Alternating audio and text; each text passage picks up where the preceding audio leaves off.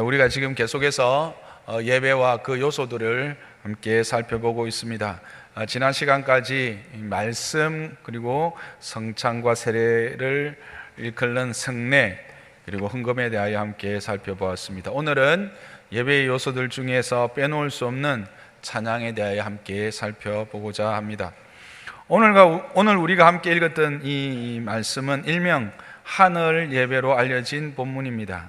그래서 이 하늘 예배의 모습에서 찬양이 무엇인지, 우리는 무엇을 찬양해야 하는지, 어떻게 찬양해야 하는지 등을 함께 살펴보고 은혜를 나누도록 하겠습니다.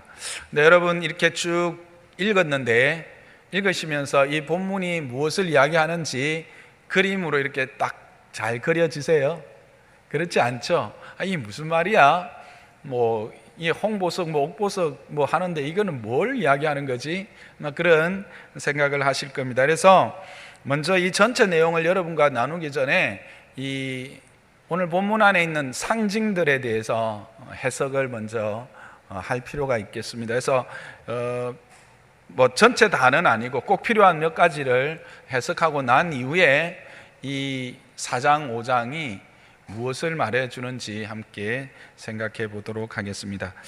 제가 보면서 제일 먼저 우리가 함께 살펴볼 것은 3절에 나오는 보좌에 앉으신 이, 즉 성부 하나님에 대한 묘사입니다.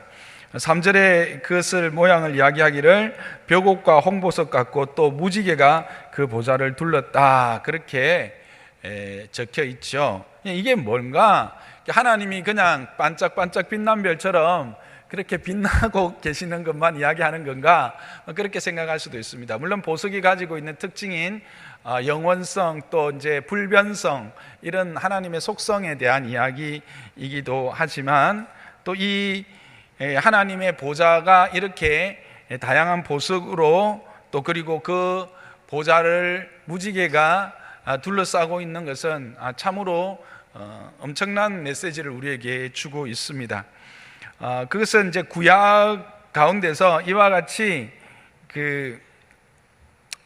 보석으로 상징하고 있는 몇 군데를 찾아보면 이것의 의미를 확인하게 되는데요. 특히 이제 그래서 앞에 화면이 뜰 겁니다. 화면에 말씀이 뜨면 여러분 그냥 눈으로 제가 말하는 것만 이렇게 따라오시면 되겠어요. 에스겔서 28장 13절에 보면 에덴, 옛날에 하나님께서 지으신 에덴에 있는 것을, 에덴을 이제 묘사할 때도 다양한 보석들로 이렇게 단장하고 있었음을 말하고 있습니다. 에덴이 어떤 곳이죠? 물론 보석과 하나님이 지으신 모든 것들이 충만한 곳이지만 또 다른 의미로 하나님의 통치, 하나님의 다스림이 온전하게 실현되어지고 있는 장소였지요. 그래서 이 에덴에서 하나님의 통치가, 하나님의 다스림이 온전하게, 완전하게 실현되고 있었다라고 하는 모습을 우리는 유추해 볼 수 있습니다. 또 출애굽기 28장 17절에서 20절을 보면 제사장의 판결 흉패가 있습니다. 아시는 것처럼 12보석으로 이렇게 4줄로 되어 있죠. 그래서 그것들을 이렇게 보석으로 꾸미도록 그렇게 했고 금태로 두르도록 했습니다. 여러분, 제사장의 판결 흉패는 뭘 의미합니까? 하나님의 심판, 하나님의 또 다스림을 의미하고, 이것은 한 걸음 더 나아가면 성전을 상징하는 표현입니다. 그래서 성전에 임하시는 하나님의 다스림, 심판을 의미하는 게 이 흉패 안에 다 들어있는데, 그것을 또한 이렇게 보석으로 표현하고 있습니다. 또한 이사야 54장 11절에서 12절에 보면 새 예루살렘에 대한 미리 보여주는 말씀이 있습니다. 물론 이것은 우리가 계시록 마지막에도 동일하게 나와 있는 모습인데, 거기도 새 예루살렘에도 모든 보석들로 그 기초석과 또 성문과 그 모든 지경들을 만들었다, 그렇게 되어 있습니다. 물론 하나님의 나라의 그 화려함을 이야기하지만 새 이스라엘, 새 예루살렘, 이건 역시 하나님의 온전한 통치와 다스림을 이야기를 하고 있습니다. 그래서 이 인용 구절들을 이렇게 같이 모아보면 하나님의 정의로운 통치가 행하여지는 곳들임을 알 수가 있습니다. 그래서 지금 이 요한이 보고 있는 보좌에 앉아서 보고 있는 것을 이 보석으로 표현한 것은 그 하나님이 그곳에서 지금 일하고 계신다라고 하는 겁니다.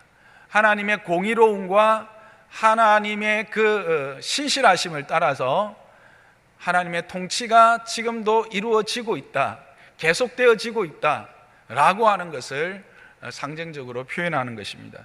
그런데 거기에 무엇이 둘러싸고 있었습니까? 그 보좌를 무지개가 둘러쌌죠. 무지개 하면 여러분 딱 또 생각나는 모습이 있죠. 어디입니까? 노아의 무지개 언약입니다. 결국 지금 하나님의 그와 같은 통치, 다스림이 이와 같은 새 언약, 하나님 안에서 이루실 새 하나님의 나라, 새 하늘과 새 땅에 대한 그 약속을 신실하게 이루어지고 있음을, 그것이 통치하심으로 나타나고 있음을 보여주고 있는 것이죠. 그래서 이 학자들은 이 보석 모티브를 하는데, 이 보석 모티브와 이 무지개를 통해서 첫 창조인 에덴으로의 회복을 기대하게 하고, 동시에 신실하신 언약에 기초한 새 창조에 대한 기대를 가지게 하는 상징적 모습이다라고 하는 겁니다. 그리고 또 우리가 살펴볼 상징은, 상징이라기보다는 그 말은 24장로입니다. 24장로가 누구입니까?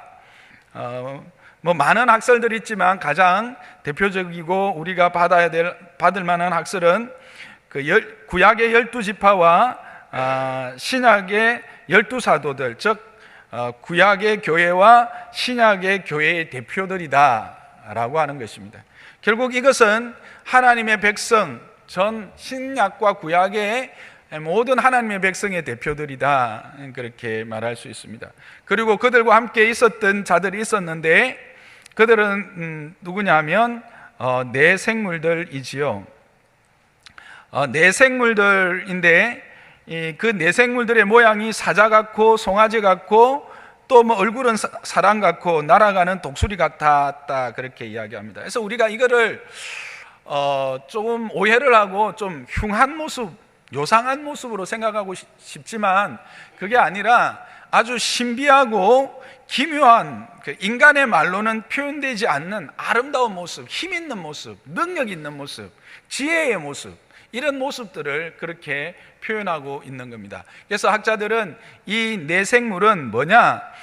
이 땅에 존재하는 피조물들을 대표하는 존재들이다, 그렇게 말하고 있는 겁니다. 그래서 보좌가 둘러져 있고 그 보좌에는 24장로와 모든 피조물들을 대표하는 이 네 생물들이 이렇게 자리하고 있었죠. 그리고 그 앞에는 뭐가 있었습니까? 수정 같은 유리바다가 있었다, 그렇게 말하고 있습니다. 이게 진짜 바다인가? 바다는 아니다 라고 하는 것이 공통된 해석입니다.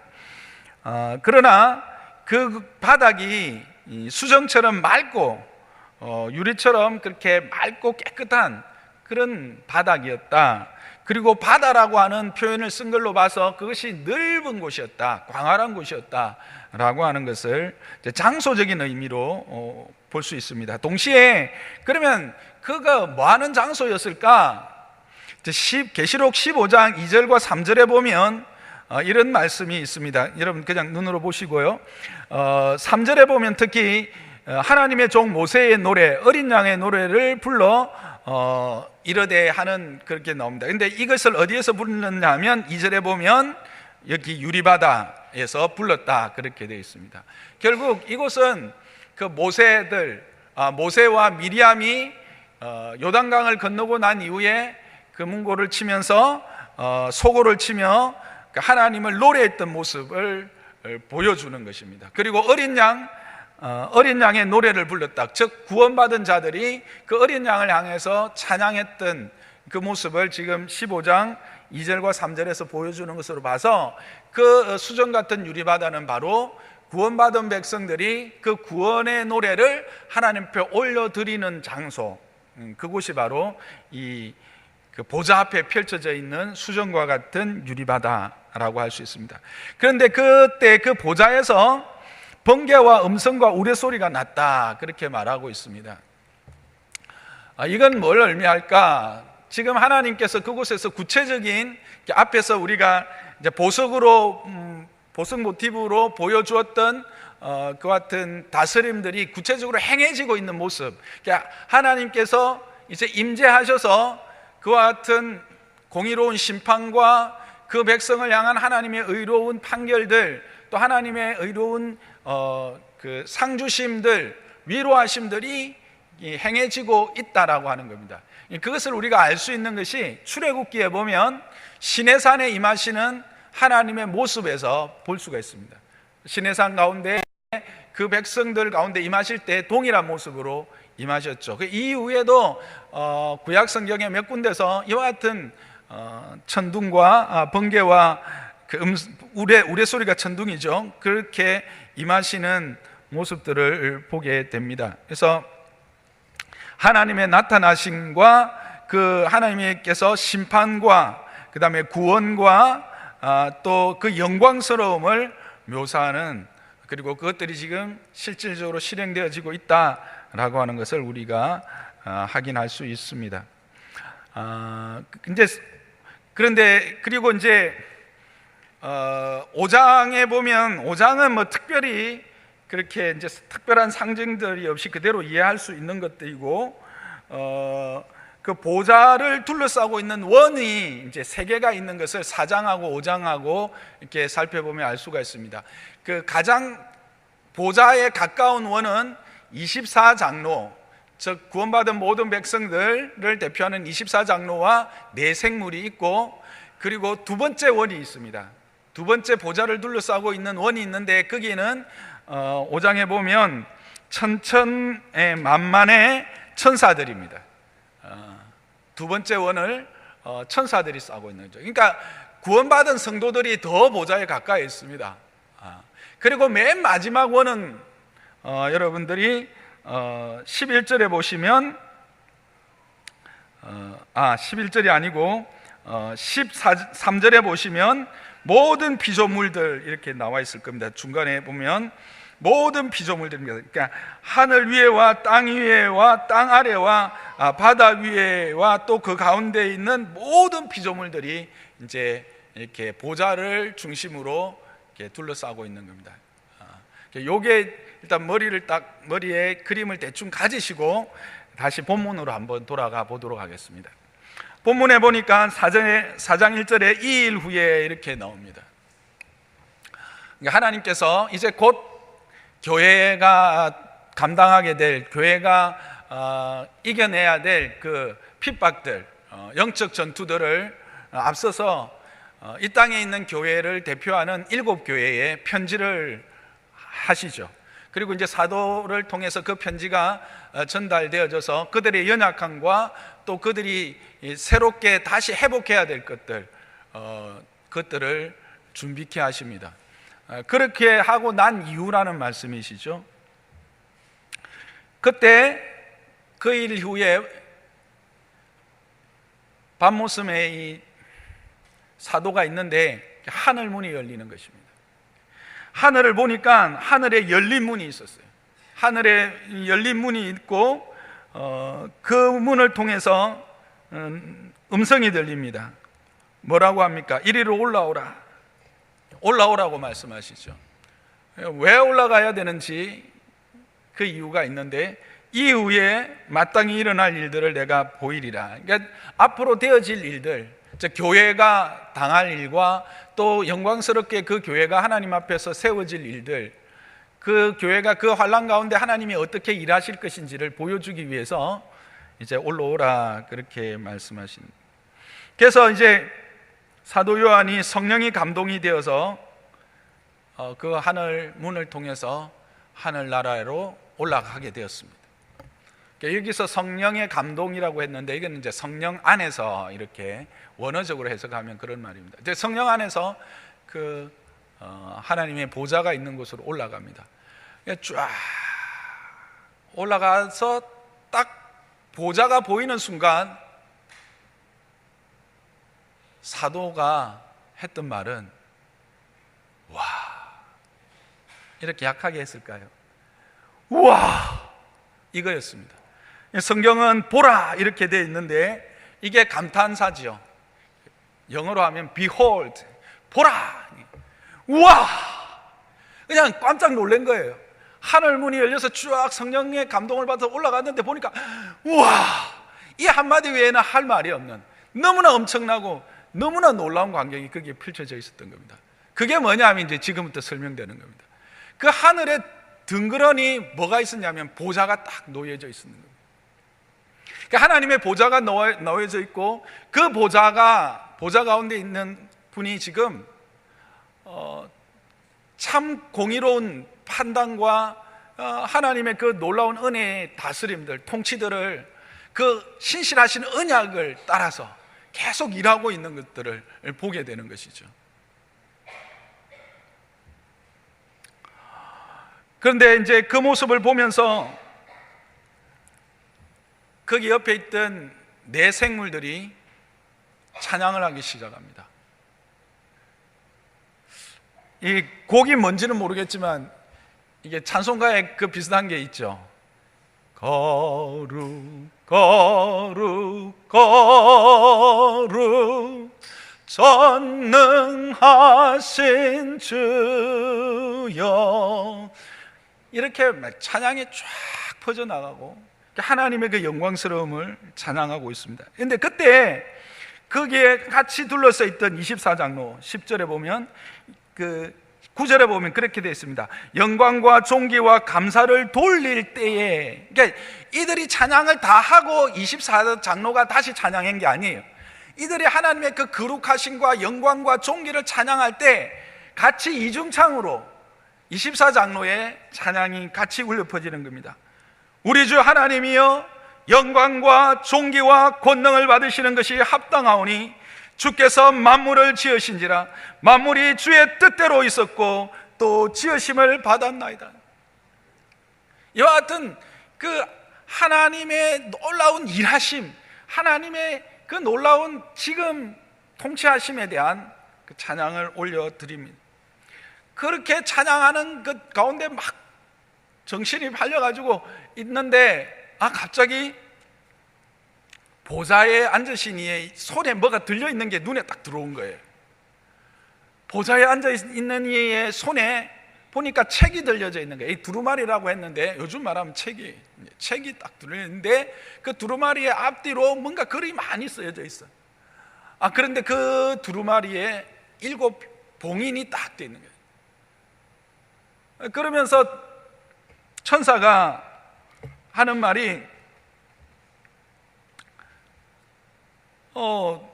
하늘 위에나 땅 위에 땅 아래 능히 그 두루마리를 펴거나 보게 할 자가 없다, 이렇게 이야기하는 거예요.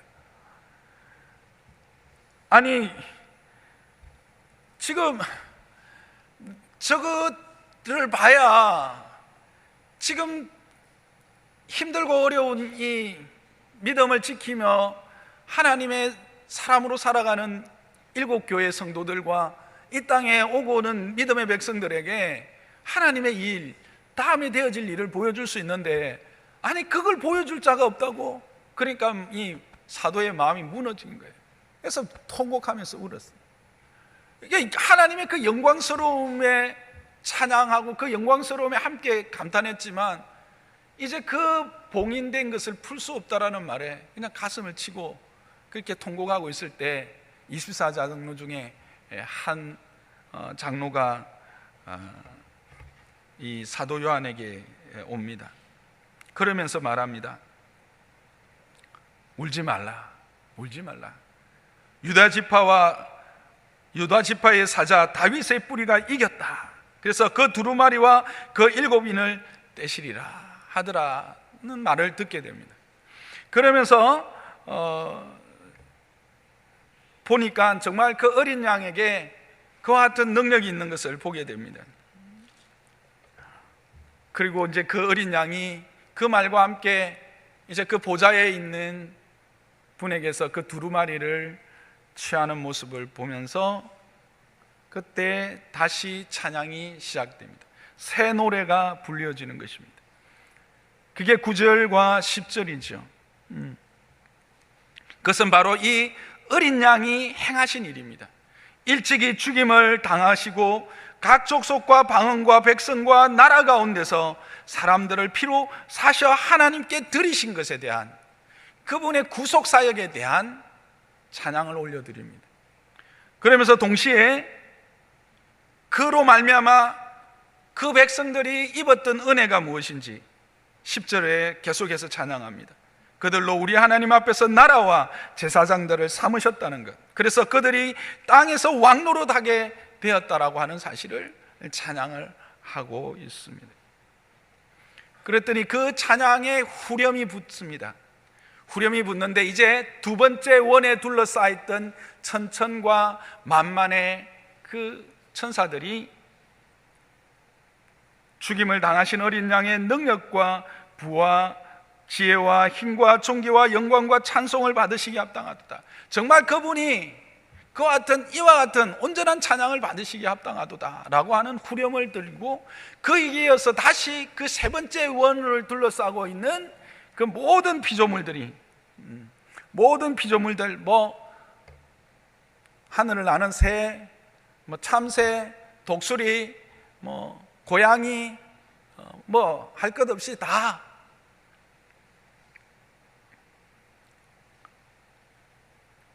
보좌에 앉으신 이와 어린 양에게 찬송과 존귀와 영광과 권능을 세세토록 돌릴지어다 라고 그렇게 찬양. 그러자 내 생물과 장로들이 아멘 아멘 하고 다시 하나님 앞에 엎드려 경배하는 모습, 이게 바로 하늘의 예배의 모습이었습니다. 여러분 이게 어떤 찬양이 그 안에서 울려 퍼졌을까, 어떻게 울려 퍼졌을까 좀 상상이 되세요? 24장로들과 내생물들이 찬양을 하고 거기에 둘러싸고 있는 천천의 만만의 천사들이 후렴으로 화답하고 또 그 원을 둘러싸고 있는 모든 피조물들이 거기에 대한 화답하는 이 모습들, 이 영광스러운 하늘의 찬양, 하늘의 예배가 들려지고 있는, 제가 참 입술이 이렇게 둔하고 이 표현력이 작아서 이 영광스러움을 그냥 내 마음으로 느껴지는데 여러분 참 느껴지신지 모르겠어요. 이런 것들을 조금 우리가 맛볼 수 있는 게 없을까 생각하다가 제가 이 찬양 도입부를 좀 떠올랐어요. 조금이라도 이제 맛볼 수 있는 부분이 아닐까 해서 한번 우리 눈을 감고 들어보시면서 한번 상상을 한번 해보실까요?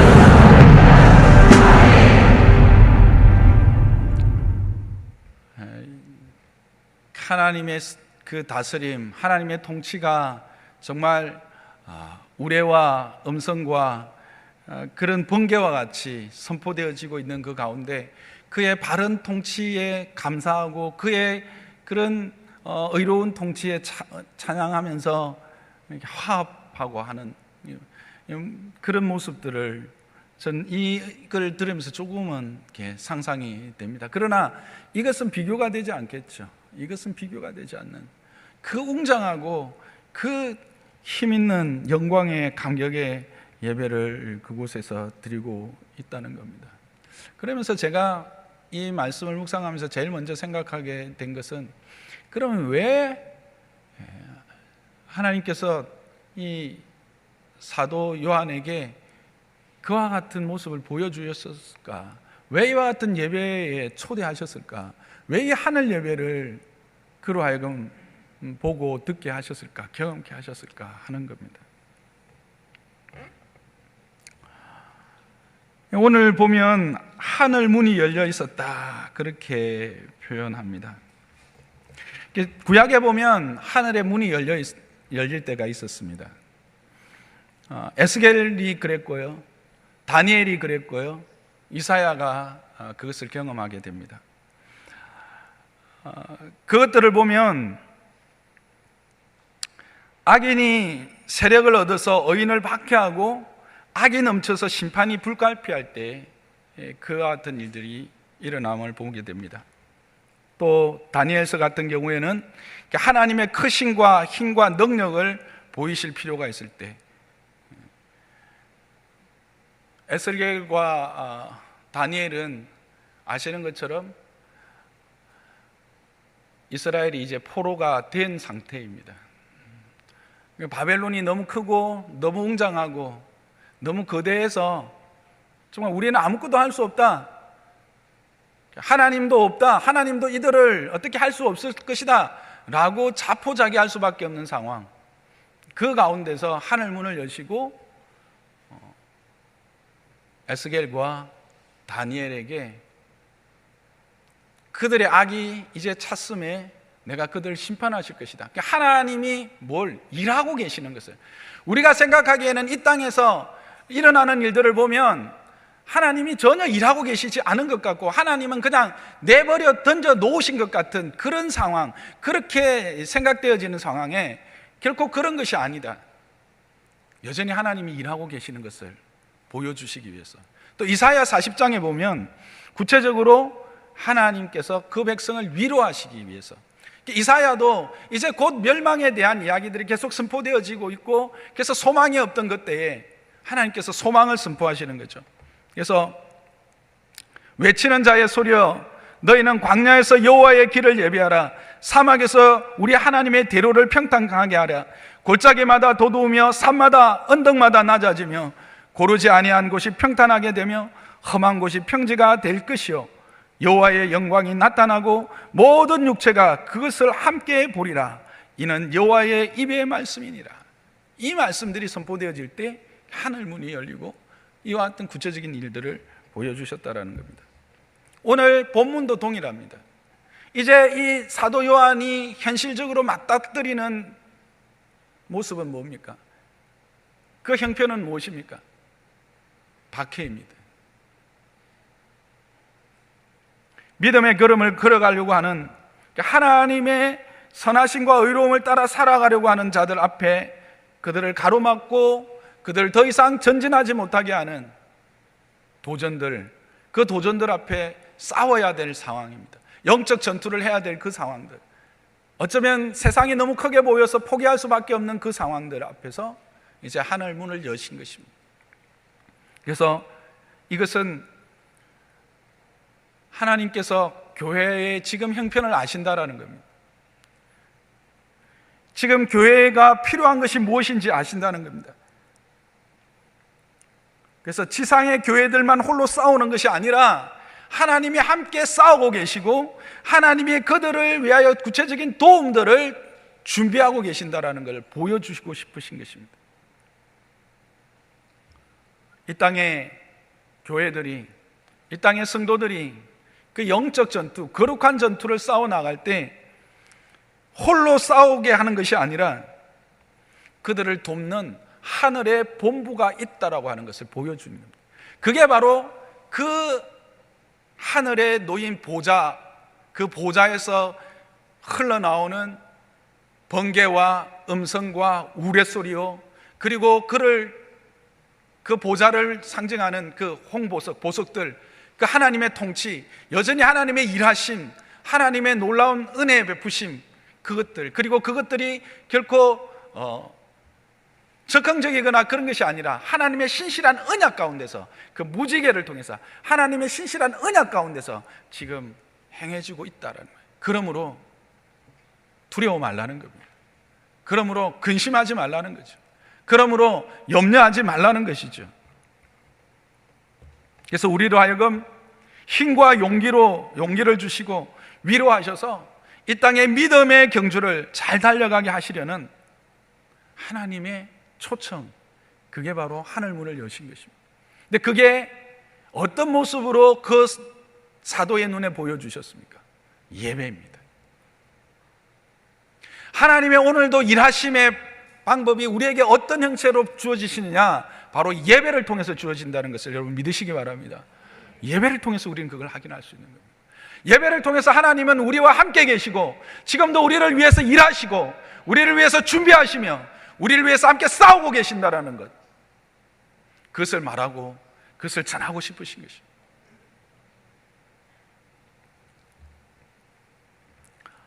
저와 여러분이 이와 같은 하나님의 뜻을 예배들마다, 예배 드릴 때마다 함께 확인하고 누리고, 그래서 힘과 용기를 얻어서 세상을 이기는 자 되시기를 주님의 이름 축복합니다.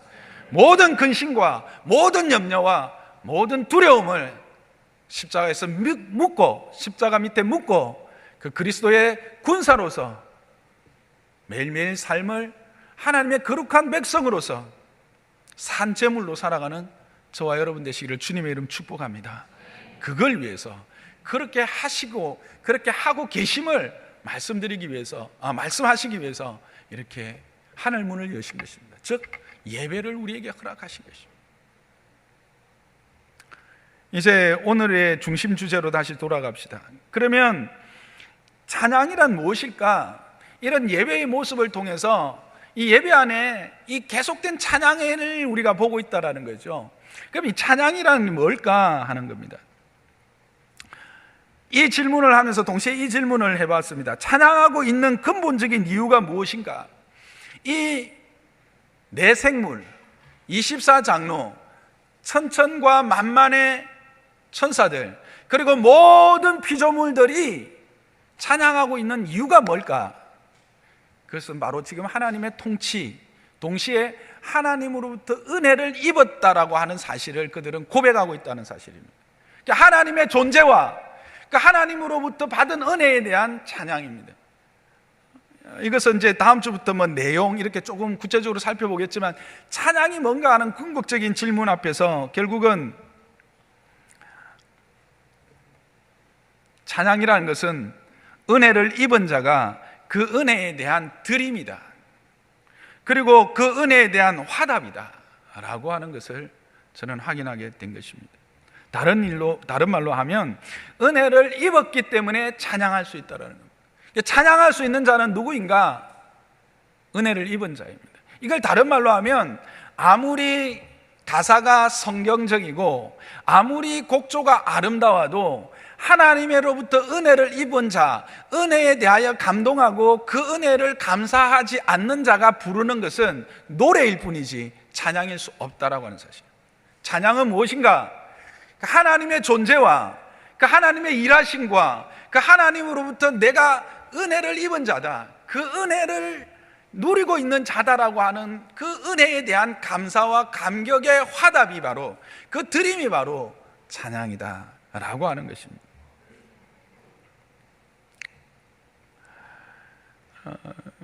그런데 우리는 때로 이제 이 예배에 대하여, 찬양에 대하여 오해를 하거나 그럴 때가 있습니다. 그게 어떤 거냐면, 우리가 이제 하나님의 나라에 가면 우리는 예배하는 자가 되고 계속 찬양하게 되고, 또 이 땅에서 우리를 부르신 이유가 바로 특히 이사야 43장 21절에 이 백성은 내가 나를 위하여 지었나니 나를 찬송하게 하려 함이라 하는 말씀을 우리는 은혜롭게 받는데, 또 우리가 은혜가 떨어질 때는 아니 그러면 천국에 가면 찬송하고 예배만 한다는데 그것이 뭐 별로 뭐 꼭 가야 되나 뭐 이런 생각이 들기도 하고, 이사야 43장 21절 말씀을 들으면 뭐 내가 뭐 하나님을 찬송하는 로봇인가? 뭐 나를 구원하신 게 겨우 그냥 뭐 찬송하려고 불렀다고?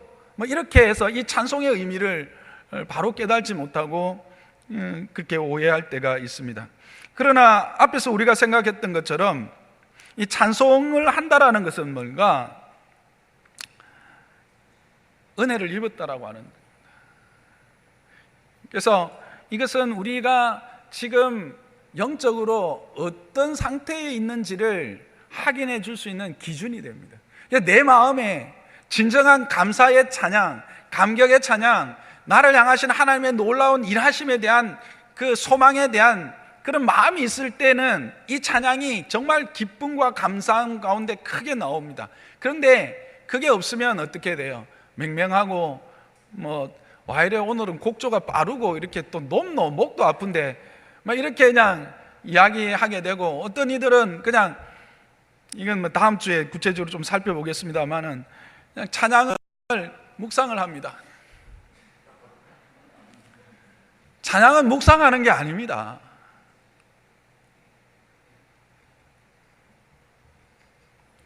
여러분, 찬양은 특권입니다. 왜? 은혜를 입은 자만이 할 수 있는 것이기 때문이었습니다. 은혜를 입지 않은 자는 찬양할 수 없어요. 아무리 그가 찬양한다고 해도 그는 찬양이 아니라 노래일 수밖에 없습니다. 노래와 찬양은 다른 것입니다. 여러분, 가정예배지 안에도 그런 문제가 있지만, 여러분 유행가 가사 들으면서 눈물 흘린 적 있어요, 없어요? 저도 있습니다. 예. 목사도 예전에 그런 적 있다고요. 난 참 바보처럼 살았군요. 예. 근데 그 눈물과, 그죠? 그 크심과 그 은혜로우심과 그 영광스러움, 이 미천하고 이 미천한 자를 그의 나라와 그의 제사장과 그의 이 땅에서 영원토록 하나님의 왕으로서 세움을 허락하신 그것에 대한 감격과 그 감사를 가지고 부르는 찬양과는, 그래서 그 감격 안에서 그 감사 안에서 흐르는 말할 수 없는 눈물과는 차이가, 뭐 비교가 되지 않는 거지.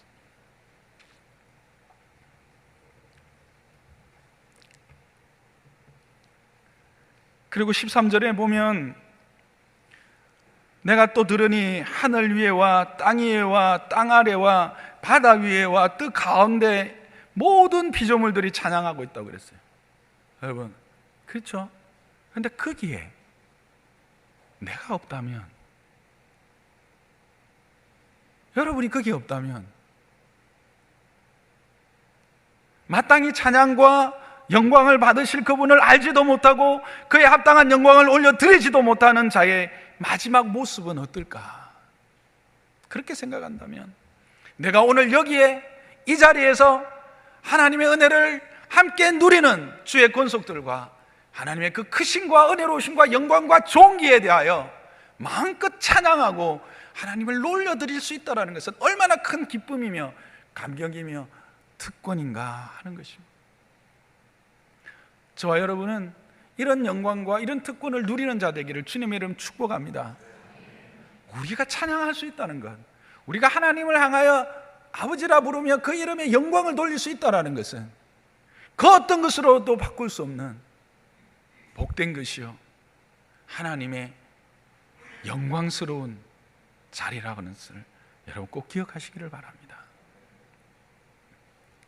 그래서 정말 이 땅에서 우리가 이 예배를 통해서 다시 한번 그런 하나님의 나라의 영광스러움을 다시 기억하면서, 또 하나님이 오늘도 동일하게 일하심을, 우리를 위해서 하나님이 오늘도 선하게 통치하고 계심을 기억하며 날마다 모일 때마다 찬양과 경배로 하나님께 올려드리는 저와 여러분 되시기를 주님의 이름으로 축복합니다.